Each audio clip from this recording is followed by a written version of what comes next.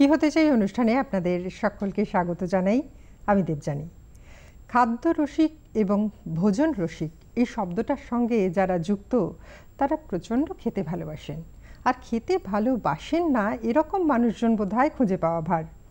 অ্যানাটমিটা যদি দেখা যায় তাহলে দেখা যাবে যে পাকস্থলী এবং হৃদয়ের অবস্থান খুব কাছাকাছি।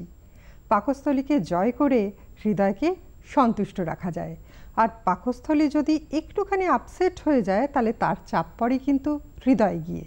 সুতরাং যারা খেতে ভালোবাসেন তাদের জন্য বহু আগে থেকে শুরু হয়ে যায় এই খাদ্য প্রক্রিয়াকরণ এবং খাদ্য বিজ্ঞান নিয়ে চর্চা। সারা পৃথিবী জুড়েই চলছে এই নিয়ে আলোচনা, গবেষণা, নানান বিষয়। এবং এই বিষয়টার উপর জোর রেখেই কিন্তু আমরা স্বাস্থ্য সচেতন মানুষজন ভালো থাকি, বেঁচে থাকি এবং সুস্থ থাকি। সেই জায়গাটা নজর রেখে আজকে আমাদের কি হতে চাই অনুষ্ঠানের বিষয় হলো ফুড টেকনোলজি পড়ে কেরিয়ার। এই বিষয় নিয়ে আলোচনা করার জন্য আমাদের স্টুডিওতে রয়েছেন বিশিষ্ট দুজন মানুষ।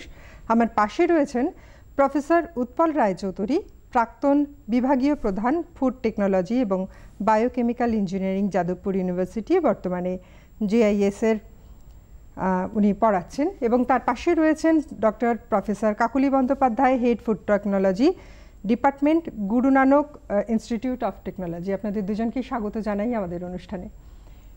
খাদ্য এবং বিজ্ঞান, তার সঙ্গে ফুড টেকনোলজি বা খাদ্য প্রক্রিয়াকরণ বা ফুড টেকনোলজি, এই বিষয়টা এখন সবাই জানি এবং সেটা নিয়ে কেরিয়ার তৈরি করতে চাইছেন অনেকেই, কারণ এর ভবিষ্যৎ ক্রমশ বাড়ছে। প্রথমেই যেটা জানতে চাইব যে খাদ্য বিজ্ঞান বা খাদ্য প্রযুক্তি আমরা কাকে বলবো? স্যারের কাছে যাই, আপনার কাছে পরে আসছি। আমরা যেটা খাদ্য প্রক্রিয়াকরণ বলি, সেটাকে আমরা যদি বলি খাদ্য প্রস্তুতিকরণ বা খাদ্য নির্মাণকরণ, তাহলেও কিন্তু একই মানে বিষয়টা একই থাকছে এবং ব্যাপ্তিটা বাড়ছে আর কি। তা এটা হচ্ছে, দেখুন, যে খাবারগুলো আমরা পাই সেগুলো কিন্তু সবই কোনো না কোনো একটা প্রক্রিয়া বা কোনো একটা প্রসেসের পর আমার কাছে আসে। আমরা যেটা রান্নাঘরে রান্না করি সেটা কিন্তু বলবো খাদ্য প্রক্রিয়াকরণের একদম অবাক বিষয়, কিন্তু সেটাকেই যখন আমরা খুব বড় আকারে ইন্ডাস্ট্রির ভেতর দিয়ে প্যাকেজিং করে বা বিভিন্ন রকম আর কি, যেমন আমাদের কাছে যেমন কোল্ড স্টোরেজ করে নানা রকম প্রসেসের ভেতর দিয়ে যখন সেটা আসছে আমাদের কাছে, তখন কিন্তু সেইটা হয়ে যাচ্ছে প্রক্রিয়াজাত খাদ্য। আচ্ছা, এই প্রক্রিয়াজাত খাদ্যর জন্য কি হচ্ছে, যেটা নষ্ট হয়ে যেত খুব তাড়াতাড়ি, কারণ খাবার খুব তাড়াতাড়ি নষ্ট হয়ে যায়, পচনশীল, তা সেটাকে আমরা অনেক দিন রক্ষা করতে পারছি। সেটা রক্ষা করার জন্য আমি মানুষের কাছে একটা সময়ে পৌঁছে দিতে পারছি। আর আরেকটা হচ্ছে, মানুষের যখন প্রয়োজন খুব হচ্ছে তখন আমি সেটাকে সংরক্ষণ করারও ব্যবস্থা করতে পারছি, করে আমি সেটা পৌঁছে দিচ্ছি। আবার যেমন বন্যার ত্রাণে যখন খাবার দেওয়া হচ্ছে, প্যাকেটের খাবার আমরা দিচ্ছি, এটাও কিন্তু প্রক্রিয়াজাত খাবার। তারপর যখন যুদ্ধক্ষেত্রে আমরা যখন খাবার যাচ্ছে, টিনে করে খাবার যাচ্ছে, এটা কিন্তু আমাদের দ্বিতীয় বিশ্বযুদ্ধের সময় ঘটেছিল এবং বলতে গেলে ফুড টেকনোলজি তখন থেকেই তার ব্যাপ্তি এটা শুরু করে আর কি, এই ফুড টেকনোলজি শুরু হয়। তা এটাকে আমরা ফুড টেকনোলজি বলছি। কিন্তু আরেকটা জিনিস আছে, সেটাও আমরা খুব দেখব, যেমন গম থেকে আমি কি পাচ্ছি, আটা পাচ্ছি, আবার আটা থেকে আমি রুটি পাচ্ছি বা কেক তৈরি করতে পারছি এবং অন্যান্য পরিজ টরিজ জাতীয় জিনিসও তৈরি করতে পারছি। সুতরাং ভ্যালু অ্যাডিশন হচ্ছে, অর্থাৎ গম আমরা যদি খেতাম সেক্ষেত্রে একটা গমের যে দাম, সেখানে যখন আমি আটা করছি তার দামটা অনেকটা বেড়ে গেল, এবং সেটাকে আমি যদি মার্কেটে 6 মাস রেখে বিক্রি করতে পারি তাহলে চাষির হাতেও অনেক তার পয়সা এলো। আবার তেমনি সেটা দিয়ে যদি আমি কেক, পাউরুটি, অন্যান্য জিনিস তৈরি করি, রোল তৈরি করলাম, ক্রিম রোল তৈরি করলাম, আরও দামি খাবার তৈরি করলাম, তাহলে আরও বেশি পয়সা আমি বাজার থেকে তুলতে পারছি। সুতরাং 1 কেজি যদি আমি গমের কথা ভাবি যে দাম, আর 1 কেজি গম থেকে যখন এই রোল বা কেক হচ্ছে, তাহলে সেই দাম, এই দামটা আমরা বলি ভ্যালু অ্যাডিশন হলো। এই ভ্যালু অ্যাডিশনের পক্ষে কি হয়, যে চাষি যে চাষ করে তার কাছেও কিন্তু পয়সা যায়। সুতরাং এই ভ্যালু অ্যাডিশনটাও কিন্তু আমাদের ইকোনমিক্সের একটা বড় আর কি দিক। আমাদের দেশে যে জিডিপির হার বাড়তে গেলেও যে কৃষি সম্পদ রয়েছে সেইটার এরকম একটা ভ্যালু অ্যাডিশন দরকার, এবং সেইখানে ফুড টেকনোলজি একটা ভীষণ বড় মানে জায়গা নিয়েছে এবং আগামী দিনে সেটা নেবেও।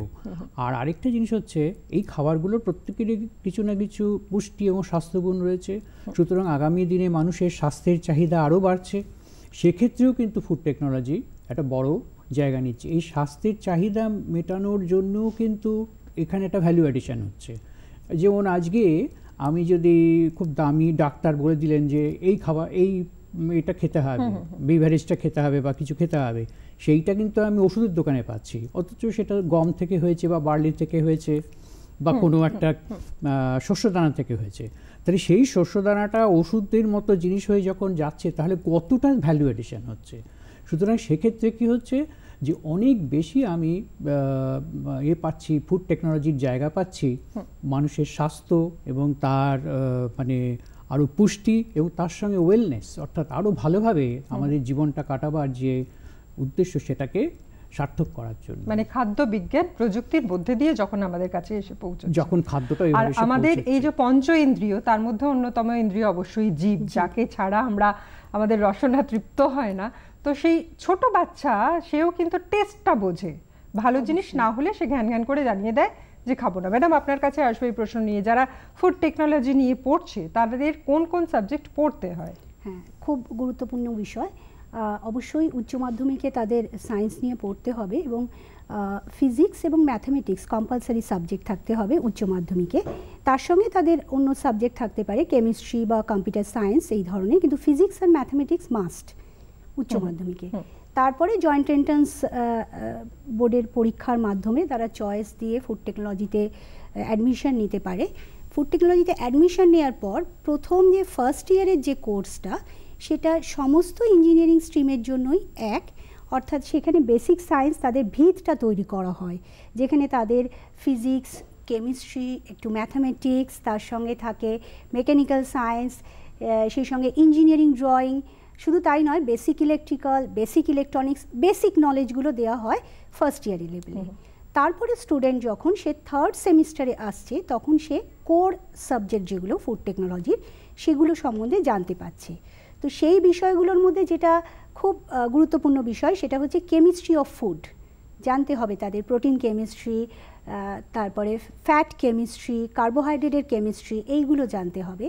সেই সঙ্গে থাকে বিভিন্ন ফুড প্রসেস টেকনোলজি, অর্থাৎ আমরা খাদ্যদ্রব্যকে যদি বিভিন্ন ভাগে ভাগ করি, যেমন ফিশ, মিট, পোলট্রি, এটা একটা ভাগের মধ্যে পড়ছে। তারপরে রয়েছে বেকারি, কনফেকশনারি ফুড, সেগুলো প্রসেস ফুডের মধ্যে রয়েছে। অয়েল অ্যান্ড ফ্যাট টেকনোলজি, শুধু সেটা নয়, ডেয়ারি টেকনোলজি রয়েছে, যেখানে আমরা দুগ্ধ এবং দুগ্ধজাত যে ধরনের পণ্য আছে তার কিভাবে প্রসেসিং হবে একটা ডেয়ারি ইন্ডাস্ট্রিতে, সেখানে প্যাস্চুরাইজেশন করা হয় আমরা জানি, বা কখনো স্টেরিলাইজেশন করে আমরা রেডি টু ড্রিঙ্ক যে মিল্ক, এগুলো সব কিছুই কিন্তু ফুড টেকনোলজির জন্য। আর আরেকটা জিনিস, আমাদের ছোটোবেলায় যখন আমরা ছোট ছিলাম, তখন আমরা দেখেছি যে ওই পটেটো চিপসের একটা, স্যারের কথা ধরেই বলছি, একটা প্লাস্টিকের প্যাকেট, তো অনেক সময় সেই প্যাকেটের চিপস খেতে গিয়ে কিরকম একটা তিতো লাগতো বা অফ ফ্লেভার লাগতো, কিন্তু ওটাই আমরা খেয়ে নিতাম।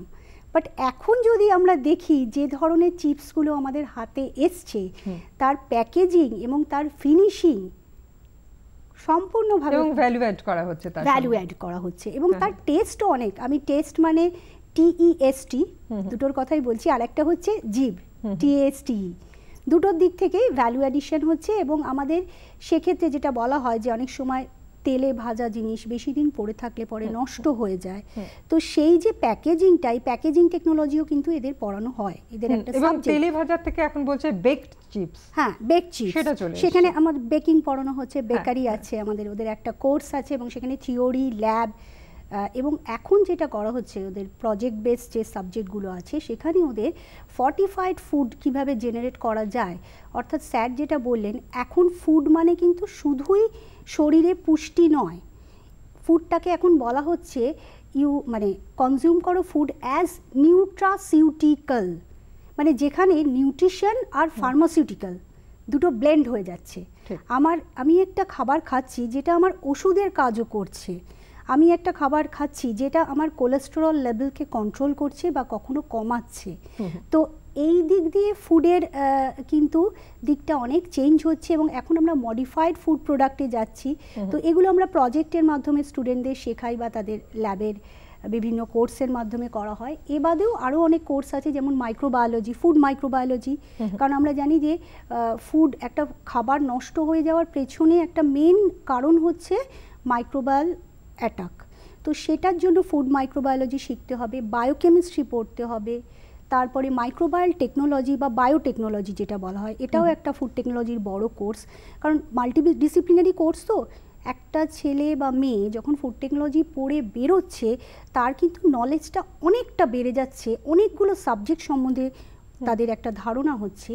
এবাদেও এই যে ফুড প্রসেসিংই বলুন বা ফুড টেকনোলজিই বলুন, প্রত্যেকটা সাবজেক্টের একটা বেসিক ইঞ্জিনিয়ারিং কোর্স থাকে। ফুড টেকনোলজির বেসিক ইঞ্জিনিয়ারিং হচ্ছে কেমিক্যাল ইঞ্জিনিয়ারিং। তো যা কিছু আমরা এই যে প্রসেসিং করছি বা প্রসেস ফুড বানাচ্ছি, সেটা হচ্ছে অ্যাপ্লিকেশন অফ কেমিক্যাল ইঞ্জিনিয়ারিং। তো কেমিক্যাল ইঞ্জিনিয়ারিংয়ের পুরো পার্টটাই ফুড টেকনোলজিতে রয়েছে। এবারে বায়োকেমিক্যাল ইঞ্জিনিয়ারিং আছে, ওদেরকে কিছু ওদের চয়েস বেস সাবজেক্ট আছে, যেখানে এনজাইম টেকনোলজি, প্রোটিন টেকনোলজি, বা একটা ইন্ডাস্ট্রিতে গিয়ে কিভাবে প্লান্ট লেআউটটা কী করে হবে। একটা সাপোজ একটা বেকারি ইন্ডাস্ট্রি কোনো একটা স্টুডেন্ট করবে, তাহলে তার প্লান্ট লেআউট অ্যান্ড ডিজাইনটা কী হবে সেটা সম্বন্ধেও তাদের সাবজেক্ট আছে, ধারণা দেওয়া হয়। এছাড়াও কিছু বেসিক সাবজেক্ট আছে, যেমন ইকোনমিক্স ফর ইঞ্জিনিয়ার্স।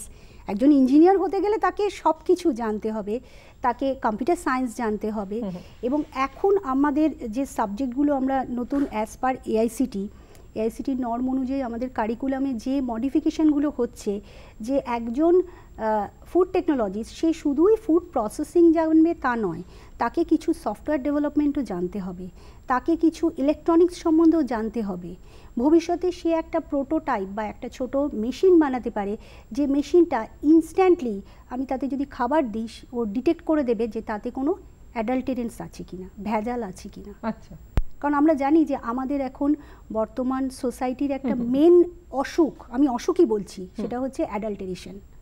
একটা ডিজিজ, এটা একটা সোশ্যাল ডিজিজ, আমরা মাথা থেকে সেটা বার করতে পারছি না। তো সেদিক দিয়েও একটা আমাদের নলেজ দেওয়া হয়। তো এইগুলো হচ্ছে মোটামুটি আমাদের সাবজেক্ট ভ্যালুজ এন্ড এথিক্স। হ্যাঁ, খুব ইন্টারেস্টিং। মানে যারা পড়তে আসবে তাদের একটা দারুণ ব্যাপার, একদিকে চ্যালেঞ্জ এবং দ্বিতীয়ত হচ্ছে স্যাটিসফ্যাকশন, দুটোর মেলবন্ধন। স্যার, আপনার কাছে আসবো। সকাল থেকে রাত অবধি আমরা যদি ঘুম থেকে ওঠার পর ঘুমোতে যাওয়ার পর্যন্ত দেখি যে জ্যাম, জেলি, আচার থেকে শুরু করে আমাদের হেলথ ড্রিঙ্ক, আমাদের ফ্রুট জুস, সব কিছুই কিন্তু এই সমস্ত কিছু প্রসেসিং ফুডের মধ্যে দিয়ে আসছে। তো কিভাবে এটার ভ্যালু অ্যাডিশন হয় বা কিভাবে দেখে ছাত্ররা, সূক্ষ্ম বেশ কিছু দিক আছে। আসবো আপনার কাছে এই উত্তর নিতে, তবে তার আগে নেব ছোট্ট একটা বিরতি। সঙ্গে থাকুন।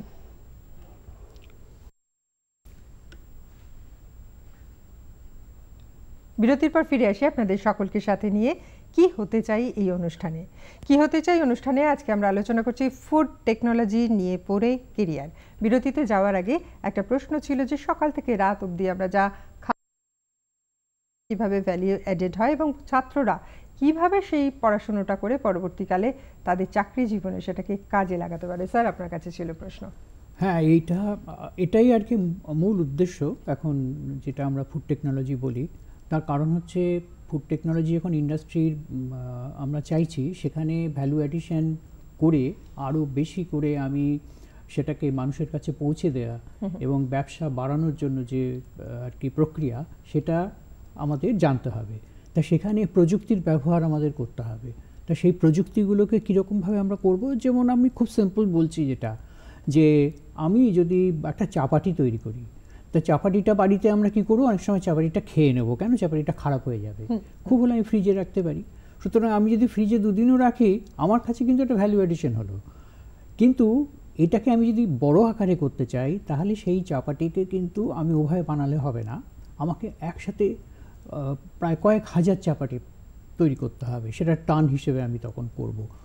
তা সেখানে আমার মেশিন লাগবে, সেই মেশিন চাপাটি মেশিন লাগবে, ডো মেকিং মেশিন লাগবে। হ্যাঁ, সেটা করার পর সেই চাপাটিটাকে আমরা প্রপারলি কিছু প্রিজারভেটিভস দিতে হবে, এমালসিফায়ার দিতে হবে ইত্যাদি দিয়ে আমরা চাপাটিকে তৈরি করলাম, করে সেটাকে আমরা প্যাকেজিং করলাম। প্যাকেজিং ভ্যাকুয়াম প্যাকেজিং আমরা করতে পারি, করে আমি সেই চাপাটিকে আমি দোকানে রেখে দিলাম, সেইটা 3 মাস ধরে দোকানে বিক্রি হলো।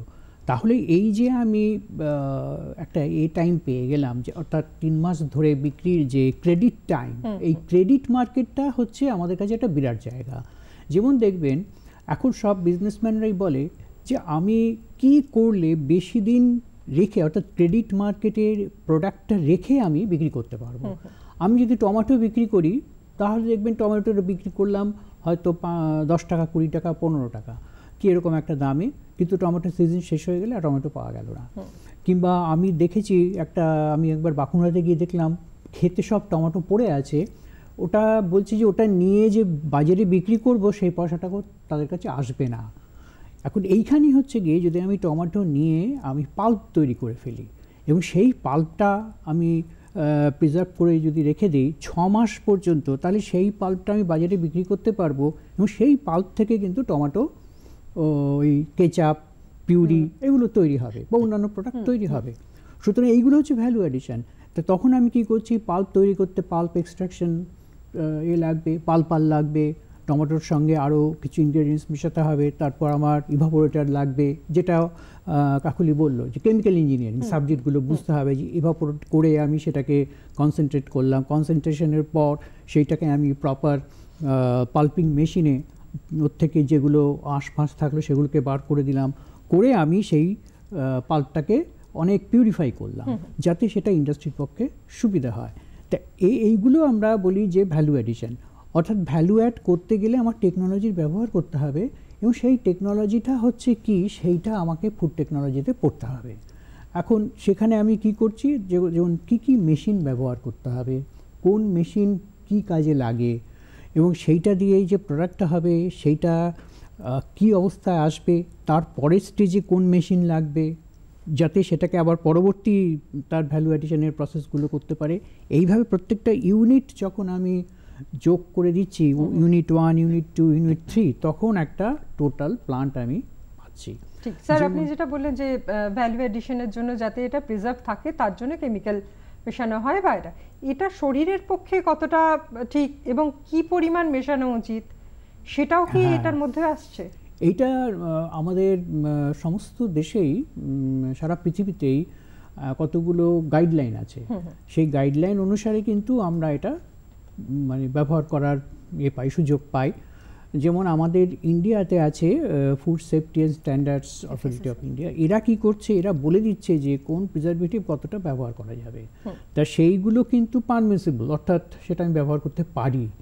এখন সারা পৃথিবীতে আরেকটা ডিমান্ডও এসছে, সেটাকে আমরা বলছে যে মানে মিনিমালি প্রসেসড ফুড, অর্থাৎ কত কম কেমিক্যাল এবং কম প্রসেস করে আমি সেটাকে প্রিজার্ভ করতে পারবো। তো এটা একটা চ্যালেঞ্জ ফুড টেকনোলজির কাছে, আগামী দিনে এটা ভীষণ বড় একটা চ্যালেঞ্জ। তো সেই চ্যালেঞ্জের জায়গায় ফুড টেকনোলজি যারা আজকে পড়ছে, যে এই জায়গাতে আমি কি করে খুব কম প্রসেস করলে জিনিসটা থাকবে এবং তার গুণাগুণও বজায় থাকবে, হ্যাঁ নিউট্রিশনাল ভ্যালু থাকবে এবং তার স্বাস্থ্যকর দিকগুলো থাকবে, সমস্ত দিক আমি পেয়ে যাচ্ছি। তো সেই জায়গাটা একটা বড় চ্যালেঞ্জ এবং সেখানে বিভিন্ন রকমের টেকনোলজি তৈরির কথা এখন ভাবা হচ্ছে। যেমন অনেক সময় মানে ড্রাইং প্রসেস, মানে শুকিয়ে নেওয়া বা টেম্পারেচার কন্ট্রোলড, মানে লো টেম্পারেচারে ড্রাই করা, তারপর বিভিন্ন রকমের আর কি মানে ওয়াটার এক্সট্রাকশন যে প্রসেস আছে সেগুলো, high pressure technology, hydrostatic pressure সেগুলো এসছে। তো এই যে নতুন নতুন টেকনোলজি পৃথিবীতে তৈরি হয়েছে সেগুলো কিন্তু আমাদের দেশে এখনো সেভাবে আসেনি, কিন্তু আগামী দিনে এটার বিরাট সুযোগ রয়েছে। ম্যাডাম, আপনার কাছে আসবো যে ফুড টেকনোলজি যারা পড়ছেন, বিজ্ঞান নিয়ে যারা পড়ছেন, তাদের তো একদিকে চিন্তা যেমন রয়েছে যে মানুষের সবথেকে বড় বিষয় হচ্ছে মানুষের শরীর স্বাস্থ্য যেন ঠিক থাকে, আবার দেখা যাচ্ছে যে এই প্রসেসড ফুডের পাশাপাশি প্রকৃতির যে মানে ন্যাচারাল যে ফুড, সেই দিকে কিন্তু মানুষ ভীষণভাবে ঝুঁকছেন এবং প্যাকেটের গায়ে লেখা থাকে যে অর্গ্যানিক ফুড। তো এই জায়গাটাও কি আপনাদের সাবজেক্টের মধ্যে পড়ে? হ্যাঁ, অবশ্যই। স্যার যেটা বললেন যে মিনিমালি প্রসেসড ফুড, এই ব্যাপারটা নিয়েও আমরা আমাদের স্টুডেন্টদেরকে এখন, বিশেষ করে ওরা যখন ফাইনাল ইয়ার বা প্রজেক্টের কাজ করে, তখন আমরা ওদেরকে এই ব্যাপারগুলো নিয়ে একটু বোঝাই যে একটা ফুডের যতবার আপনি প্রসেসিং করছেন বা তার কোনো একটা প্রিজার্ভেশন টেকনিক অ্যাপ্লাই করছেন, ধরুন আপনি ওটাকে ফোটাচ্ছেন বা জল বার করছেন, তাহলে এই বার করার সময় যেটা হয় ওর মধ্যে ভাইটামিনস মিনারেলস যেগুলো থাকে এরা খুব হিট সেন্সিটিভ, সেগুলো নষ্ট হয়ে যাচ্ছে, অনেক সময় প্রোটিনও ডিনেচার্ড হয়ে যায়। তো সেখানে আমরা যদি এমন কোনো টেকনোলজি অ্যাপ্লাই করি যাতে তার মধ্যে যে নিউট্রিশনাল ভ্যালুগুলো আছে যেগুলো আমাদের শরীরে পুষ্টি দেয়, যেমন প্রোটিন, কার্বোহাইড্রেট, ফ্যাট, সেগুলো যাতে ভেঙে না যায়, তার থেকে যাতে কোনো টক্সিন না জেনারেট করে, এটাও আমাদের দেখতে হবে। সেক্ষেত্রে কিভাবে কুকিং করলে পরে ফুডের যে নিউট্রিশনাল ভ্যালুটা যতটা পাওয়া উচিত পুরোটাই আমরা পাই কিনা, এবং তার সঙ্গে আরেকটা জিনিসও অনেক সময় যেটা করা হয়, একটা ফুডের নিউট্রিশনাল ভ্যালু ধরুন প্রোটিন আছে, সেই প্রোটিনটাকে আমি আরেকটু বাড়াতে চাইছি। আমরা অনেক সময় প্রোটিন রিচ ড্রিঙ্ক খাই না, তো তখন আমরা কি করি, তার মধ্যে আরেকটা কোনো প্রোটিন আইসোলেট কোনো একটা জায়গা থেকে একটা সহজ পাচ্য প্রোটিন তার মধ্যে মিশিয়ে দিলাম, দিয়ে যে ড্রিঙ্কটা তৈরি হলো সেই ড্রিঙ্কটা কিন্তু আপনার বডির জন্য খুব হেলদি। যে হেলথ ড্রিঙ্কসগুলো বা বিভিন্ন বানানো হয়, এগুলো আমরা স্টুডেন্টদেরকে শেখাচ্ছি যে আমাদের প্রচুর ফুড তো প্রসেসিংয়ের জন্য নষ্ট হয়, এ বাদেও ওয়েস্ট টু ওয়েলথ জেনারেশন, মানে ধরুন আমরা যে জিনিসগুলো ফেলে দিচ্ছি, যে কোনো একটা ফলের যে পিলটা, খোসাটা, তার মধ্যে কিন্তু অনেক অ্যান্টিঅক্সিডেন্ট থাকে। এবার সেই অ্যান্টিঅক্সিডেন্টটা যদি আমি এক্সট্র্যাক্ট করে নিয়ে কোনো একটা ফুডের মধ্যে দিই, তাহলে সেটা একটা ন্যাচারাল অ্যান্টিঅক্সিডেন্ট, তাহলে এই ফুডের লাইফ অনেকটা বেড়ে গেল। যেটা আমরা মানে আজকে স্টুডিওতে ঢোকার আগে আপনারা হ্যাঁ এইটাই আমরা বলছিলাম যে এখন আমাদের স্টুডেন্টদের জন্য এটা একটা চ্যালেঞ্জ, যে এরকম ভাবে যদি কোনো মানে খুব আমাদের জন্য ইম্পর্টেন্ট জিনিস যদি আমি ওয়েস্ট থেকে ফেলে দেওয়া জিনিস থেকে আমরা জেনারেট করতে পারি, তাহলে সেইটা যদি আমরা এই আলোচনায় আসবো, দারুণ ইম্পর্টেন্ট বিষয় নিয়ে আলোচনা, এবং সেটা পরে কেরিয়ার, এটা সত্যি খুব চ্যালেঞ্জিং একটা বিষয়, এই বিষয় নিয়ে আসবো। তবে এই মুহূর্তে নিতে হচ্ছে সংবাদ এক নজরের জন্য বিরতি, সঙ্গে থাকুন। সংবাদ এক নজরে এবং বিজ্ঞাপনের পর আপনাদের সবাইকে সাথে নিয়ে আবার ফিরলাম কি হতে চাই এই অনুষ্ঠানে। আজকে আমরা আলোচনা করছি ফুড টেকনোলজি পড়ে কেরিয়ার। বিরতিতে যাওয়ার আগে আমরা এই বিষয় সংক্রান্ত ব্যাপারে বিস্তারিত আলোচনায় ছিলাম। আমরা বাড়িতে জানি যে যখন মা ছানা কাটেন তার যে জলটা ফেলে দেওয়া হয় সেটার মধ্যেও কিন্তু প্রচুর ফুড থাকে। তাছাড়া ভাত রান্না করার পর যে লিকুইডটা থাকে, ভাতের মাড় বলা হয় যেটাকে, তার মধ্যেও ভ্যালু অ্যাডিশন করলে বোধহয় কিছু হয়। এই বিষয় নিয়ে আসবো আলোচনায়। ম্যাডাম, আপনার কাছে জানতে চাইবো যে এই নানান দিক রয়েছে এবং কি কি পড়তে হবে, কি কি সাবজেক্ট রয়েছে, আপনি বিস্তারিতভাবে বললেন। ইন্ডাস্ট্রি মানে যারা ফুড তৈরি করছে সেই ইন্ডাস্ট্রিও বিশাল বড়, কারণ আমাদের প্রতিনিয়ত প্রতি মুহূর্তে আমরা প্রসেসড ফুড ছাড়া চলতে পারি না।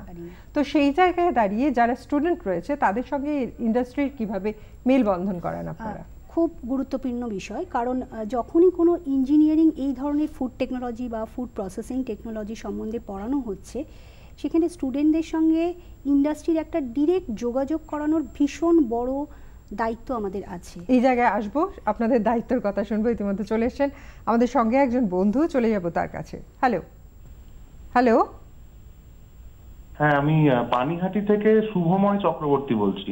বলুন শুভময়। হ্যাঁ, আমি ওই আপনাদের কি হতে চাই অনুষ্ঠানটা দেখি ফোন করলাম, ওই কেরিয়ার হিসাবে ফুড টেকনোলজি। তো আমার যে কোয়েশ্চেনটা ছিল যে ফুড টেকনোলজি পড়ে আর কি কি পোস্টে জব পাওয়া যায় সেটা নিয়ে একটু জানার ব্যাপার ছিল। অনেক ধন্যবাদ, অনেক ধন্যবাদ। শুনতে থাকুন ম্যাম, আমরা এই কোয়েশ্চেনের উত্তর দেব, তবে তার আগে আপনি যেটা শুরু করেছিলেন ইন্ডাস্ট্রির সঙ্গে স্টুডেন্টদের যে শুভময় প্রশ্নের জবাব দেব, ওটা জব প্রসপেক্ট সম্বন্ধে একটু জানতে চাই। আসবো আরেকটু পরে শুভময়, সঙ্গে থাকুন আপনি। সঙ্গে থাকো তুমি। তো যেটা বলছি, ইন্ডাস্ট্রির সঙ্গে যোগাযোগ করানোটা আমাদের একটা ভীষণ বড় দায়িত্ব, কারণ শেষে যখন স্টুডেন্টদের বিটেক কোর্সের পর আলটিমেটলি ওরা ইন্ডাস্ট্রিতে গিয়ে জব করে। এই যে স্যার বললেন যে জ্যাম, জেলি, কেচাপ, এটা ওরা ল্যাবে ছোট 1 বোতল 2 বোতল বানাচ্ছে, কিন্তু যখন লার্জ স্কেলে বানানো হচ্ছে তখন তার যে ইঞ্জিনিয়ারিংটা বা তার যে প্রসেসিং টেকনোলজিটা সেটা কিন্তু সবসময় আমাদের সঙ্গে মেলে না, কারণ আমরা যেটা করাই সেটা হচ্ছে lab scale production. Large scale production শেখবার জন্য আমরা যেটা প্রথমেই করাই যে একদম 3rd সেমিস্টার থেকেই স্টুডেন্টদের সেমিস্টার ব্রেক হয়। সেমিস্টার ব্রেকে তাদের ইন্ডাস্ট্রি ইন্টার্নশিপ বা ইন্ডাস্ট্রি ট্রেনিং এবং সেই ইন্ডাস্ট্রি ট্রেনিংগুলো এইভাবে করাই, ধরুন থার্ড সেমিস্টারে যে সাবজেক্টগুলো আছে তার উপর বেস করে, ধরুন কোনো একটা সেমিস্টারে ওদের ডেয়ারি টেকনোলজি আছে, মানে দুগ্ধ এবং দুগ্ধ জাতীয় পণ্য নিয়ে এই ধরনের, তখন আমরা চাই যে কোনো একটা ডেয়ারি ইন্ডাস্ট্রিতে ওরা যাক, ট্রেনিংটা সেখানে করুক। তাহলে কি হচ্ছে, যে থিওরিটা ওরা পড়ছে বা যে ল্যাবটা ওরা করছে তার সঙ্গে যে একটা বড় জগৎ ইন্ডাস্ট্রি, সেটাকে ওরা কোরিলেট করতে পারে। এছাড়াও যেটা আছে আমাদের কলেজে যেটা করাই, ইন্ডাস্ট্রি মেন্টার মিট আর ইন্ডাস্ট্রি অ্যাডজাঙ্ক প্রফেসর মিট। তো ইন্ডাস্ট্রি মেন্টার মিট হচ্ছে বিভিন্ন ইন্ডাস্ট্রির বড় বড় যারা পোস্টে রয়েছেন, যারা টেকনোলজিস্ট, যারা ফুড টেকনোলজিস্ট হিসেবে এখন বিভিন্ন ইন্ডাস্ট্রিতে রয়েছে, তো তারা আসেন, তারা এসে মাঝে মাঝে ইনভাইটেড টক, সেমিনার, ওয়ার্কশপ এই ধরনের অর্গানাইজ আমরা করে থাকি। এবাদেও ওদেরকে ওই ইন্টার্নশিপটা বললাম, এটা এখন আমরা ভীষণভাবে জোর দিয়েছি। এবং আরেকটা জিনিস দেখা গেছে, পার্টিকুলারলি এই লকডাউন পিরিয়ডে ছেলেমেয়েরা ভীষণভাবে ইন্টার্নশিপের ওপর জোর দিয়েছে। এটা ওদের পক্ষে, আমি একটা তো ওদের শেখা হচ্ছে, তার সঙ্গে সঙ্গে না ওরা একটা পকেট মানিও পেয়ে যায়। একটু আপনাকে আবার থামাচ্ছি, এই জায়গায় আসবো। ইতিমধ্যে ত্রিপুরা থেকে আমাদের সঙ্গে রয়েছেন আরো একজন বন্ধু, চলে যাব তার কাছে। হ্যালো। হ্যালো, নমস্কার ম্যাডাম। নমস্কার, বলুন। আমি অ্যাকচুয়ালি ত্রিপুরা থেকে ফোন করছি। হ্যাঁ, বলুন। তো আমার একটা জিজ্ঞাসা আছে, মনে করুন এই ফুড টেকনোলজি বা ফুড প্রসেসিং টেকনোলজি ব্যাপারে ম্যাডাম বা স্যার যেটা আমাদের বলছেন, তো রুরাল এরিয়াতে আমাদের প্রচুর আছে ক্রপ মানে নষ্ট হয় আর কি। মনে করুন স্যার কিছুক্ষণ আগেই বললেন যে টমেটো ওয়েস্টেজ হয়, তো প্রপারলি ওরা সেই কস্টিংটা পায় না। তো সেক্ষেত্রে আমরা এন্টারপ্রেনিয়রশিপ বা ওই যে ফিউচার প্রসপেক্ট আমরা কি করতে পারি? খুব ভালো কোয়েশ্চেন। হ্যাঁ, খুব ভালো প্রশ্ন, আমার জিজ্ঞাসা। নিশ্চয়ই, ধন্যবাদ, শুনতে থাকুন। স্যার কি বলবেন? এটা তো খুবই রিলেভেন্ট একটা কোয়েশ্চেন হয়েছে, কেননা আমাদের দেশে 50,000 থেকে 60,000 কোটি টাকার যে সম্পদ, সেটা কিন্তু মাঠেই নষ্ট হয়ে যায়। সেটাকে তুলে এনে যে মানুষের কাছে পৌঁছে দেওয়া, সেটাও করা যায় না। তা সেক্ষেত্রে একটাই অসুবিধে, যে যেখানে এই ধরনের জিনিসগুলো হয়, যেমন কোথাও টমেটো, কোথাও আনারস, কোথাও হয়তো কলা, অনেক কিছুই হয়, সেখানে একটা কিন্তু মানে কোঅপারেটিভ বেসিসে বা সংঘবদ্ধভাবে আগে একটা ইউনিট করতে হবে। এবং সবথেকে বড় যে জায়গাটা হচ্ছে, এটা হচ্ছে একটা রুরাল জায়গা, যেটা থেকে মার্কেটটা অনেক দূরে। সুতরাং আমাদের এই যেটাকে আমরা ব্যাকওয়ার্ড অ্যান্ড ফরওয়ার্ড লিঙ্কেজ, অর্থাৎ পেছনের যারা পড়ে আছে তাদের সামনে এগিয়ে নিয়ে যেতে গেলে যেটা দরকার হবে, সেইখানে আমরা প্রোডাক্ট তৈরির জন্য ইনভেস্টমেন্ট দরকার। তা যদি এরা কোঅপারেটিভ বেসিসে করে, তা গভর্নমেন্টের অনেক স্কিম আছে যেখানে এন্টারপ্রেনিয়রশিপের ট্রেনিং দেওয়া হয়। আমরা যাদবপুর ইউনিভার্সিটিতে অনেক এরকম এন্টারপ্রেনিয়রশিপ ট্রেনিং অর্গানাইজ করেছিলাম, অন্যান্য জায়গাতেও হচ্ছে, জিআইএস গ্রুপের সাথেও হচ্ছে, অনেক জায়গায় আমরা এন্টারপ্রেনিয়রশিপ করছি। তাতে দেখা যাচ্ছে যে ফুড টেকনোলজিতে কিন্তু শিখে নিজে যদি কেউ এন্টারপ্রেনিউয়ার হয়ে কাজ করে, তাহলে কিন্তু সে অনেক বেশি লাভবান হবে। তার এই জায়গাটা করার জন্য কি করতে হবে, ওই ইকোনমিক্সটা জানতে হবে, ব্যবসা কি করে করতে হয় সেটা জানতে হবে, ব্যবসার নিয়মপত্র জানতে হবে। হ্যাঁ, সেটাও এর মধ্যে শেখানো হয়। এবং এন্টারপ্রেনিয়রশিপটা যখন এসছে ফুডের সঙ্গে, তখন এইটা হচ্ছে এমন একটা জায়গা, আমি নিজে দেখেছি এই লকডাউনের সময় অনেকেই হয়তো চাকরি চলে গেছে, তারা কিন্তু এই ফুডের ব্যবসা গড়ে তুলেছে। এবং যে ব্যবসা কখনো বন্ধ হবে কোনোদিন বন্ধ। আপনার কাছে জানতে চাইবো যে আমাদের যে বন্ধু এর আগে ফোন করেছিলেন, যে জব মানে কাজের ক্ষেত্র কতটা। ফুড টেকনোলজি প্রথমেই বললাম যে মাল্টি ডিসিপ্লিনারি কোর্স, তো সেই হিসেবে প্রথমে আমি একটু ভাগ করে বলছি, অর্থাৎ প্রাইভেট, গভর্নমেন্ট সেক্টর, দুটো সেক্টর।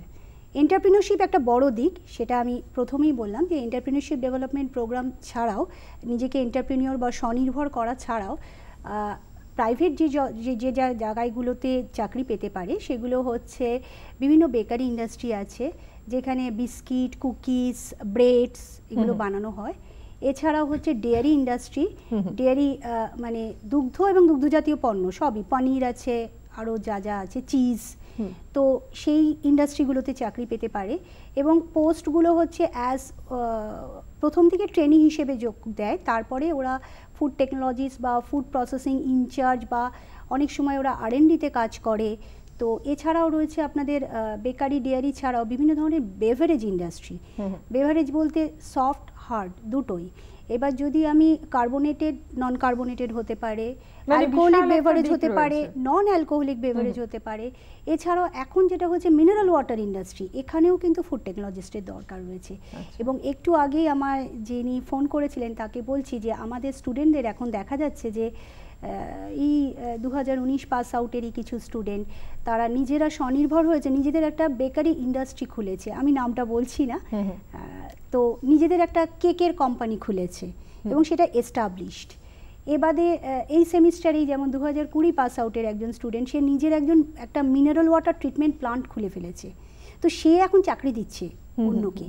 জাস্ট 2020-তে পাশ করে সে এন্টারপ্রেনিওর হয়ে গেছে, এটা যখন ফোনে শুনি ভীষণ ভালো লাগে। ঠিক তাই স্যার, আপনার কাছে জানতে চাইবো যে কোথায় কোথায় পড়ানো হয় আমাদের পশ্চিমবঙ্গ তথা ভারতবর্ষ, এবং বিদেশে তো একটা বড় জায়গা রয়েছে, কোথায় কোথায় তারা পড়তে পারবেন? আমার মনে হয় হ্যাঁ, এটা আপনি বিদেশটা বলুন, আমি বিদেশটাই তারপরে বলি। এখানগুলো বিদেশে বলছি। কিন্তু ফুড সায়েন্স টেকনোলজি মোটামুটি সব জায়গাতেই এখন পড়ানো হচ্ছে।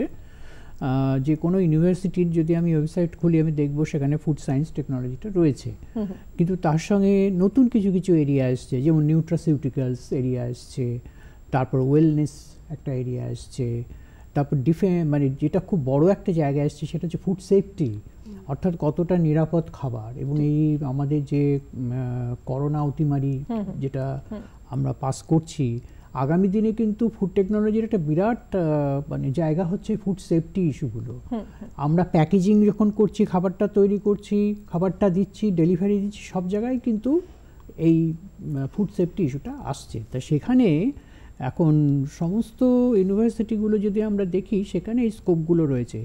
যদি কেউ অ্যাডমিশন বা কিছু ক্যারিয়ার সেখানে করতে চায়, তাকে শুধু খোঁজ নিতে হবে যে বাইরের ইউনিভার্সিটিগুলো তাদের রিসার্চের পরিধি কতটা, এবং এই রিসার্চের মানে সঙ্গে ইন্ডাস্ট্রির কন্ট্রিবিউশন আছে কীরকম, এবং স্টেট মানে যেখানে, যেমন ধরা যাক আজকে যদি আমি ওহাইও কোনো ইউনিভার্সিটির কথা বলি, সেখানে ওহাইও স্টেটের গ্র্যান্ট বা সেন্ট্রাল গ্র্যান্ট, রিসার্চ গ্র্যান্ট কতটা পায়, তাহলে সে ওখানে এমএস যখন করতে যাবে গিয়ে তাহলে রিসার্চ অ্যাসিস্ট্যান্টশিপ বা টিচিং অ্যাসিস্ট্যান্টশিপগুলো পেতে পারে তার মেরিট অনুসারে, তারপর রিসার্চের স্কোপে সে ঢুকতে পারে।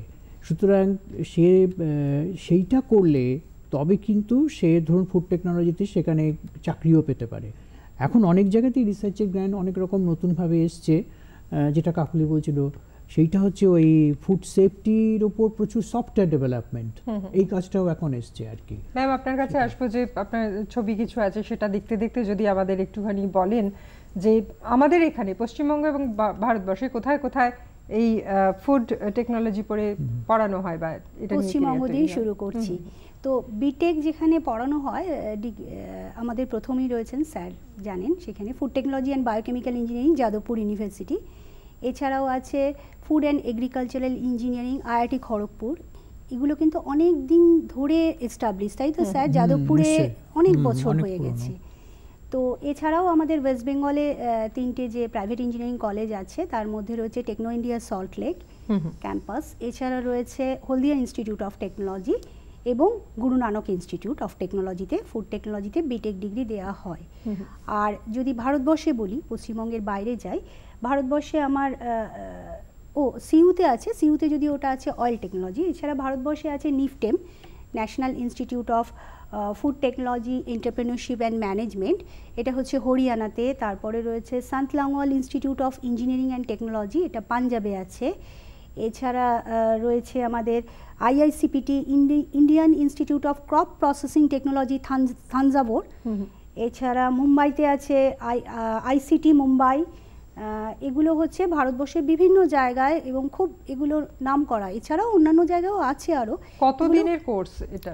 কোর্সটা হচ্ছে বিটেক কোর্স 4 বছরের। আচ্ছা, ফার্স্ট ইয়ার 1 বছরে, তারপরে ওই second, third and fourth year হচ্ছে ডিপার্টমেন্টাল সাবজেক্ট। তো এগুলো হচ্ছে আমাদের যেখানে বিটেক ডিগ্রি দেওয়া হয়। এ বাদেও পশ্চিমবাংলার বিভিন্ন জায়গায় ডিপ্লোমা কলেজ আছে, যেখানে ওরা ডিপ্লোমা করতে পারে ইন ফুড প্রসেসিং টেকনোলজি। তো সেগুলো আমি একটু ডিপ্লোমা কলেজগুলোর নাম একটুখানি আপনাদের বলে দিচ্ছি, কারণ এটাও খুব গুরুত্বপূর্ণ যে অনেকেই ডিপ্লোমা নিয়েও পড়তে পারে। সেগুলো হচ্ছে আমাদের এখানে যাদবপুরেই আছে আচার্য প্রফুল্লচন্দ্র কলেজ, প্রফুল্লচন্দ্র রয় পলিটেকনিক যাদবপুর। এছাড়া রয়েছে ফালাকাটা পলিটেকনিক জলপাইগুড়ি, পশ্চিমবঙ্গের কথাই বলছি। শেখপাড়া পলিটেকনিক আছে মুর্শিদাবাদে, তারপরে আছে গণিখান চৌধুরী পলিটেকনিক কলেজ, সেটা হচ্ছে মালদাতে।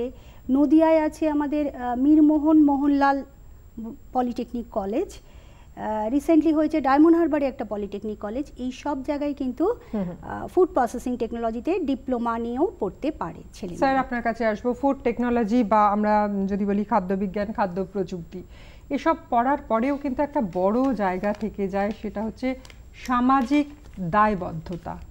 এই জায়গাটা যদি একটু বলেন আমাদেরকে। হ্যাঁ, ফুড মানে হচ্ছে তো মানুষের জন্যই আর কি যতদিন বেঁচে থাকবো ততদিন আমাদের খেতে হবে খাবার, আর মানুষকে যখন খেতে দিতে হবে নিশ্চয়ই একটা দায়বদ্ধতা থাকবে। তাই দায়বদ্ধতা থেকেই এসছে যেটা এখন ওই যেটা আমরা বলি ফুড সেফটি গাইডলাইন। এই গাইডলাইনটা আমাদের কিন্তু সামাজিক দায়বদ্ধতার সমস্ত কিছু যে জায়গাগুলো সেই সব জায়গাতে ফোকাস করেছে, সব জায়গাগুলোই ধরেছে। যেমন অ্যাডাল্টারেশন সত্যি আজকের যুগে একটা বড় সমস্যা, এটা একটা সামাজিক ব্যাধি। সেই যে জায়গাটা সেইখানে তো যে আমাদের দায়বদ্ধতা রয়েছে সেইটা এই ফুড সেফটি ল অনেকভাবে আমাদের সাহায্য করছে।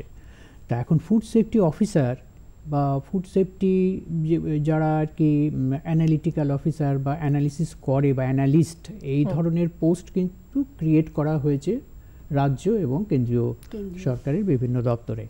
তাই সেখানে ওই বাজারে কোন খাবারে কী ধরনের মানে ভেজাল আছে বা অন্য কোনো রকম খাবারকে মিশিয়ে দেওয়া হয়েছে কিনা সেইগুলো নিয়ে কিন্তু একটা অনবরত কাজ চলছে। তা এটা একটা বড় দিক। আরেকটা দিক হচ্ছে যে খাবারটা আমি যাকে দিচ্ছি সে পুষ্টি ঠিক মতো পাচ্ছে কিনা।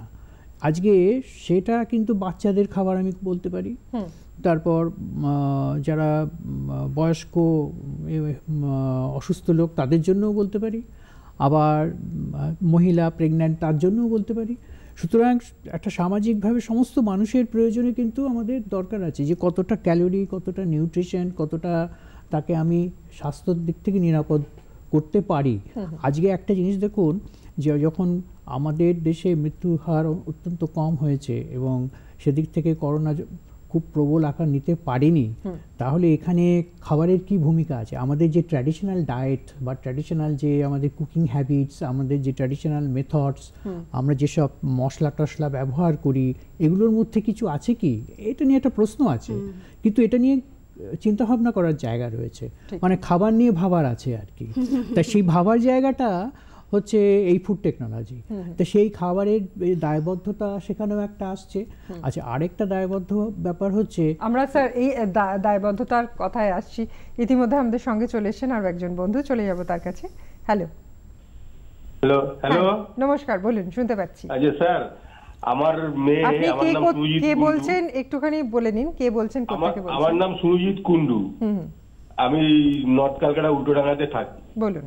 আচ্ছা, আমার মেয়ে এমএসসি করেছে থেকে, ক্যালকাটা ইউনিভার্সিটি থেকে, ফুড অ্যান্ড নিউট্রিশনে।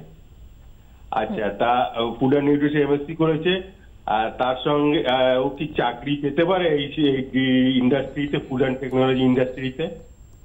আচ্ছা, ধন্যবাদ। আপনার প্রশ্নটা আমরা শুনলাম, স্যারের কাছে আসবো উত্তর নিতে। তবে তার আগে একটা ছোট্ট বিজ্ঞাপন বিরতির পর ফিরছি আপনাদের সকলকে সাথে নিয়ে, সঙ্গে থাকুন।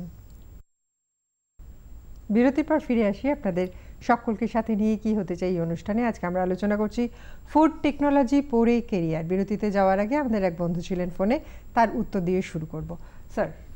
হ্যাঁ, এমএসসি ফুড সায়েন্স নিউট্রিশনে যে জবগুলো হতে পারে সেগুলো হচ্ছে যে হসপিটাল, নার্সিংহোম বা হেলথ কেয়ার যেসব জায়গাগুলো রয়েছে, ইনস্টিটিউশন, অর্গানাইজেশন, সেখানে কিন্তু ফুড সায়েন্স নিউট্রিশনের একটা ডিমান্ড আছে। এছাড়া অনেক ইন্ডাস্ট্রি আছে যারা নিউট্রিশন অ্যানালিসিস বা ফুড কোয়ালিটি অ্যানালিসিসের উপর কাজ করতে চায় বা ল্যাবরেটরিতে কাজ করতে চায়, সেখানেও কিন্তু এই ধরনের সুযোগ আছে। আর মার্কেটিং যেটা আমরা বলি, সেখানে কিন্তু ফুড সায়েন্স নিউট্রিশনের যারা ডিগ্রি আছে তারা কাজ করতে পারে। তা গভর্নমেন্টের অবশ্য অনেক অ্যাডভার্টাইজমেন্ট মাঝে মাঝে বেরোয়, সেগুলো নজর রাখতে হবে। সেখানেও ফুড সায়েন্স নিউট্রিশনের বিভিন্ন রকম রিকোয়ারমেন্টস রয়েছে। আমাদের এখন গ্রামের দিকেও অনেক পোস্ট মানে দরকার হচ্ছে বিভিন্ন রকম অ্যানালিসিসের জন্য, বিশেষ করে পুষ্টি এবং পুষ্টি বিজ্ঞান নিয়ে যারা এই ধরনের ডিগ্রি করেছে তাদের এই ধরনের চাকরি হওয়ার সম্ভাবনা আছে। ম্যাম, আপনার কাছে আসবো যে যারা এই বিষয় নিয়ে পড়ছে তারপরে তাদের রিসার্চ এবং বিদেশে যাওয়ার সুযোগ বা চাকরির ক্ষেত্রে কতটা প্রসপেক্ট থাকে? আচ্ছা, চাকরির ক্ষেত্রে প্রসপেক্ট বলতে আমি গভর্নমেন্ট সেক্টরটা কভার করিনি, একটু বলে দিই। প্রাইভেট সেক্টরগুলো বলেছি। গভর্নমেন্ট সেক্টরে যেটা একটা এখন খুব বড় দিক আছে সেটা হচ্ছে বিভিন্ন ডিপ্লোমা কলেজে লেকচারার পোস্টে অ্যাপ্লাই করতে পারবে তারা। এছাড়াও বিভিন্ন ফুড সেফটি অফিসার, FCI বা FSSI এর গভর্নমেন্ট অফ ইন্ডিয়ার যে চাকরিগুলো আছে সেখানে করতে পারে। কৃষি প্রযুক্তি সহায়কের চাকরিতে জয়েন করতে পারে। এছাড়া রয়েছে ওদের বিভিন্ন যে ব্যাংকগুলোতে এখন এগ্রিকালচারাল অফিসার হিসেবেও কিন্তু ফুড টেকনোলজিস্ট নিচ্ছেন। তো সেই ধরনের চাকরি আছে। DRDO-তে চাকরি আছে, ইন্ডিয়ান আর্মিতে আছে। তো ব্যাংকিং সেক্টর বা গভর্নমেন্ট সেক্টরে ফুড ইন্সপেক্টর স্যার যেটা বললেন, ফুড সেফটি অফিসার, গভর্নমেন্ট সেক্টরেও কিন্তু চাহিদা বাড়ছে। আর আরেকটা সবচেয়ে বড় দিক যেটা আমাদের কিছুক্ষণ আগে আমাদের একজন শ্রোতা ফোন করেছিলেন, তিনি বললেন যে এন্টারপ্রেনিওর, নিজেকে স্বনির্ভর করা এবং অন্যকে চাকরি দেওয়া, এটা কিন্তু ফুড টেকনোলজির একটা বড় দিক। মানে এখন যেটা বলা হচ্ছে যে স্বনির্ভর ভারত এবং স্টার্টআপের উপর বেশি জোর দেওয়া হচ্ছে। এবং এটা কিন্তু গভর্নমেন্ট অফ ইন্ডিয়ার একটা থ্রাস্ট এরিয়া, এই জন্যই যে ফুড প্রসেসিং ইন্ডাস্ট্রিগুলো ছোট ছোট ক্লাস্টার করে যদি বানানো যায়। এছাড়াও যেটা আপনি বলছিলেন যে হায়ার স্টাডিজ, তো সেটার জন্য আমরা বিটেক লেভেলে যেটা করি যে ওদের প্রজেক্টগুলো একটু ইনোভেটিভ প্রজেক্ট দিই, ওদেরকে আমাদের হায়ার স্টাডিজের জন্য একটু এগিয়ে দিতে হবে। তো সেটার জন্য যেটা হয়, ইনোভেটিভ প্রজেক্টগুলো ওরা করার পর সেই প্রজেক্টগুলো আমরা চেষ্টা করি কোনো ভালো কনফারেন্স, ইন্টারন্যাশনাল কনফারেন্স বা ন্যাশনাল কনফারেন্সে সেগুলো ওরা প্রেজেন্ট করে। সেখানে ওরা বুঝতে পারে যে ওরা কোথায় দাঁড়িয়ে আছে, বিভিন্ন প্রশ্নের উত্তর দেয়। তার সঙ্গে সঙ্গে বিভিন্ন জার্নালে সেগুলো যখন পাবলিশড হয় তখন ওদের যে ওই সিভিটা, তার দাম না অনেকটা বেড়ে যায়। যে একটা বিটেক লেভেলে প্রজেক্টের কাজ করে তার কাজ একটা জার্নালে, ইন্টারন্যাশনাল রেফার্ড জার্নালে পাবলিশড হচ্ছে। তো এটা আমরা একটু আমাদের টিচাররা একটু চ্যালেঞ্জ নিয়েই করি এবং ওটার মধ্যে না একটা বেশ রেষারেষি এসে যায় যে কার প্রজেক্ট কত ভালো জার্নালে পাবলিশড হয়েছে। তো এই স্টুডেন্টদের মধ্যে এই যে হেলদি কম্পিটিশনটা লাগিয়ে এটা তাদেরকে আরো এগিয়ে দেয়, এটা তাদের হায়ার স্টাডিতে। আমি জাস্ট একটা জিনিস শেয়ার করছি যে কিছুদিন আপনি বলছিলেন যে কিছু ছবি দেখিয়ে আমাদের কিছু জিনিস দেখাবেন, সেটা যদি এখানে আমার কিছু স্টুডেন্টদের অ্যাচিভমেন্টও আছে, ইন্ডাস্ট্রি মেন্টর মিট আছে, ইন্ডাস্ট্রি অ্যাডজাঙ্ক প্রফেসর মিট রয়েছে। এছাড়াও পরপর আমরা যাই ছবিগুলো দেখে, এখানেও ইন্ডাস্ট্রি মেন্টর মিট আছে। তো আমি সব ছবি আনতে পারিনি, অল্প কিছু ইনভাইটেড টক যেখানে ইন্ডাস্ট্রির লোকেরা এসছেন। একটা যেমন অ্যালুমনি মিট, স্টুডেন্ট বিদেশে প্রতিষ্ঠিত যখনই আসে ইন্ডাস্ট্রি অ্যালুমনি মিট একটা হয়ে যায় আমাদের। তো এছাড়াও এন্টারপ্রেনিওর অ্যালুমনি মিট করি। এটা হচ্ছে আমাদের ইন্ডাস্ট্রি ভিজিট, যেটা আমি বললাম যে এই ইন্ডাস্ট্রি ইন্টারাকশনটা আমাদের ভীষণভাবে দরকার। ওদেরকে at the end of the day যখন বিটেক পাস করে বেরোচ্ছে ওদেরকে আমাদের ইন্ডাস্ট্রি রেডি করতে হবে এবং ওরা যেন মানে নিজেদেরকে এমপ্লয়েবল করতে পারে। তো এই সব কারণেই এটা অ্যাচিভমেন্ট কিছু। ওরা গোল্ড মেডেল পেয়েছে বিভিন্ন সময় ম্যাকআউট থেকে। সো এগুলো হচ্ছে আমাদের কিছু ডিপার্টমেন্টাল অ্যাচিভমেন্ট, অ্যাওয়ার্ড পেয়েছে বিভিন্ন কনফারেন্সে, বিভিন্ন মানে একটা বড় দিক তাদের স্বীকৃতি আছে জীবনে এবং তাদেরকে দেখে হয়তো আরো অনেকে অনুপ্রাণিত হয়। স্যার, আপনার কাছে আসবো যে আমাদের একেবারে বাড়ির হিসেল থেকে বিশ্বের দরবারে পৌঁছে যাচ্ছে এই ফুড টেকনোলজি এবং যেটা পড়ে কেরিয়ার তৈরি হচ্ছে। আমরা খুব ছোট করে বলি যে এই মুহূর্তে আমাদের প্রত্যেকের বাড়িতে মাইক্রোওভেন আছে এবং ফ্রিজ আছে। একটা খাবারকে কতক্ষণ বয়েল করব, যেটা আমাদের স্টুডিওতে ঢোকার আগে আমি শুনছিলাম আলোচনা, যে তার ফুড ভ্যালু নষ্ট হয়ে যাচ্ছে। কতটা বয়েল করলে সেই ফুড ভ্যালু ঠিক থাকবে বা কতদিন ফ্রিজে রেখে খাবারটা খাওয়া উচিত, খুব ছোট করে যারা বাড়িতে রয়েছেন তাদের জন্য কি বলবেন আজকে? হ্যাঁ, এটা হচ্ছে দুটো জিনিস আছে, একটা হচ্ছে মানে থার্মাল প্রসেসিং অফ ফুড আর একটা হচ্ছে প্রিজারভেশন, দুটো দিক। তা থার্মাল প্রসেসিং করার নিয়মই হচ্ছে যে আমরা সেটাকেই থার্মাল প্রসেস করব যেখানে মাইক্রোবায়াল ডিঅ্যাক্টিভেশন অর্থাৎ মাইক্রো অর্গানিজমসকে একদম মেরে দিতে হবে।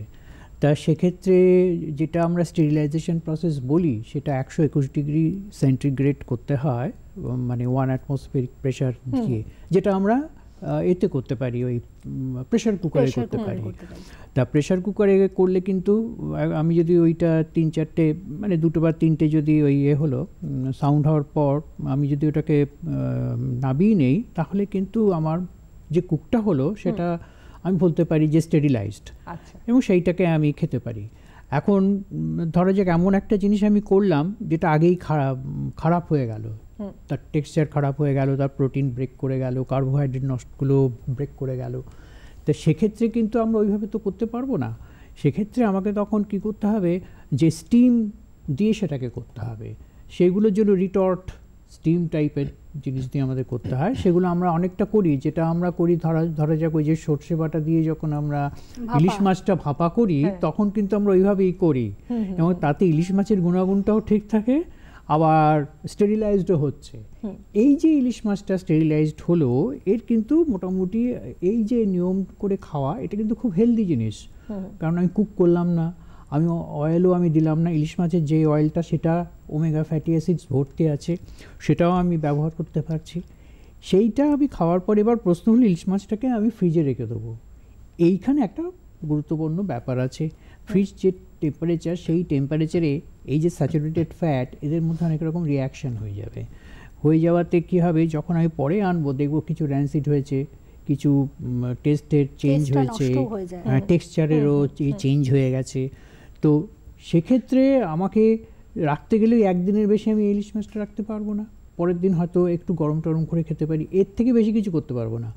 কিন্তু আবার আমি যদি রুটি বানিয়ে রাখি, একদিন রেখে পরের দিন হয়তো গরম করে খেতে পারি, কিন্তু রুটির সেই টেক্সচার বা ফ্লেভারটাও আমি পাবো না। সুতরাং এটা খাবারের উপর নির্ভর করছে। আমি যদি মাংস রান্না করে রেখে দিই, যেটা বিদেশে হয় দেখবেন ওরা একদিন রান্না করে রেখে দেয়, 7 দিন ধরে খায়, ছোট ছোট ছোট বাটিতে বা এতে। তা কেন না, সবসময় রান্না করার সুযোগ নেই। তা সেক্ষেত্রে মাংস রাখা যেতে পারে, কিন্তু 7 দিন রাখার কথাটা আমি বলছি না, খুব বেশি হলে 3 দিন, 2 থেকে 3 দিন। আরেকটা ফ্রিজটাকে কিন্তু হাইজেনিক্যালি মেইনটেইন করতে, পরিষ্কার পরিচ্ছন্ন করতে হবে। আমরা অনুষ্ঠানের একেবারে শেষ পর্বে এসে পৌঁছেছি। ম্যাডাম, খুব ছোট্ট করে যারা ফুড টেকনোলজি নিয়ে পড়ে ক্যারিয়ার তৈরি করতে চাইছে, আজকের অনুষ্ঠান দেখে অনুপ্রাণিত হয়েছে, তাদের জন্য কি বলবেন খুব ছোট করে? ফুড টেকনোলজি নিয়ে পড়া সত্যিই খুব চ্যালেঞ্জিং, ভালো লাগবে, বিশেষ করে যাদের কেমিস্ট্রি, মাইক্রোবায়োলজি, বায়োটেকনোলজি এগুলো সম্বন্ধে একটু বিশেষভাবে ইন্টারেস্ট আছে, তাদের জন্য এই সাবজেক্টটা খুবই ইন্টারেস্টিং। আর আমরা এতক্ষণ আলোচনা করলাম, যেহেতু মানুষের জীবন এবং মানুষের ভালো থাকা নির্ভর করছে একজন ফুড টেকনোলজিস্টের ওপরে, সুতরাং তার দায়িত্বটা একটা ডাক্তারের থেকে কোনো অংশে কম নয়। আর আরেকটা জিনিস বলবো, যে এই ডিপার্টমেন্ট মানুষের খাদ্যের চাহিদা কোনো দিন কমবে না, উত্তরোত্তর বাড়বে। তো বলা যেতে পারে এটা একটা রিসেশন প্রুফ সাবজেক্ট। কোনোদিন এই সাবজেক্টে মনে হয় না চাকরির বাজার কমবে, বরং বাড়বে। ঠিক শুনলে না, আপনারা যারা আজকে এই অনুষ্ঠান শুনলেন, যে একটা চ্যালেঞ্জিং বিষয় এবং যার মার্কেটে কিন্তু রিসেশন কখনো আসবে না। আজ এই পর্যন্তই। তবে যাওয়ার আগে আমাদের স্টুডিওতে যারা ছিলেন তাদের সাথে আরও একবার আলাপ করিয়ে দেবো। Professor doctor Kakuli Banerjee, head food technology department, Guru Nanak institute of technology, এবং আমার পাশে রয়েছেন প্রফেসর উৎপল রায়চৌধুরী, প্রাক্তন বিভাগীয় প্রধান, ফুড টেকনোলজি এবং বায়োকেমিক্যাল ইন্ডাস্ট্রি, যাদবপুর। আপনাদের দুজনকেই ধন্যবাদ জানাই। আর আপনারা যারা এই অনুষ্ঠান শুনলেন, তারা যদি পরবর্তীকালে এই বিষয় নিয়ে কোনো কিছু জানা থাকে, তাদের যোগাযোগ করতে পারেন www.jnit.ac.in এবং মেইল করতে পারেন admission.jnit@jisgroup.org। ফোন করতে পারেন 9432012681, 9432012681 এই নম্বরে। আজ তাহলে এই পর্যন্তই। ভালো থাকুন, সুস্থ থাকুন, সাবধানে থাকুন। নমস্কার।